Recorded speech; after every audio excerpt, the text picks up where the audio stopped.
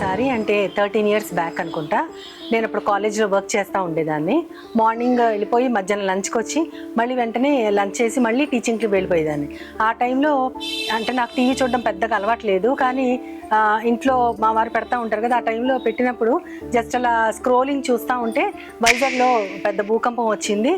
చాలా బిల్డింగ్స్ కూడా అలా జస్ట్ కదిలినాయి, జనం అందరూ కూడా వీధిలో పరిగెత్తుకుంటూ వచ్చేసారని అన్న వార్త చూసి అప్పుడు మా పాప వైజాగ్లో చదువుకుంటుంది.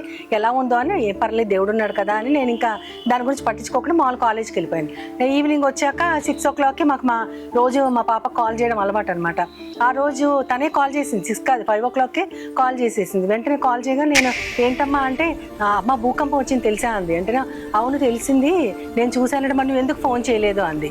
ఏమ్మా అంటే ఇక్కడ అందరూ పేరెంట్స్ అందరూ ఫోన్ చేసి ఎలా ఉన్నారు అని అడుగుతున్నారు, నువ్వు ఒక్కదానివే ఫోన్ చేయలేదు, నేను నీ ఫోన్ కోసం ఎదురు చూశాను. అప్పుడు నేను అన్నాను, ఎందుకమ్మా నీ పక్కన 1000 మంది పడినా, నీ కుడి పక్కన 10,000 మంది కూలినా ఏ అపాయం నీ చెంతకు రాదు అంటే కొంచెం కోపం వచ్చింది మా పాపకి.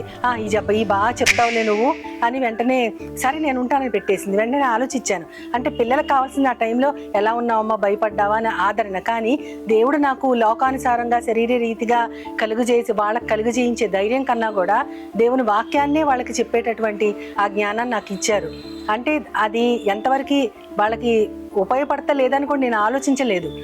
కేవలం దేవుడు నన్ను లీడ్ చేశారు అంతే. కాబట్టి మనందరం మన హృదయంలో ఉన్న దేవుని వాక్యాన్ని బిడ్డలకి బోధిస్తూ ఉంటే వాళ్ళే దాని యొక్క విలువను అర్థం చేసుకుంటూ ఈ లోకంలో అనేక మందికి దేవుణ్ణి చూపిస్తూ వారు కూడా అలాగే ఒక దిట్టమైన చోట మేకు కొట్టినట్టు నేను స్థిరపరుస్తానని దేవుడు చెప్పినట్లు దిట్టమైన చోట మేకుల్లాగా మన బిడ్డలు కూడా ఖచ్చితంగా ఉంటారు. అటువంటి పరిస్థితి మన బిడ్డలందరూ కలగాలని మనస్ఫూర్తిగా దేవుణ్ణి నేను ప్రార్థిస్తున్నాను. ఆమేన్.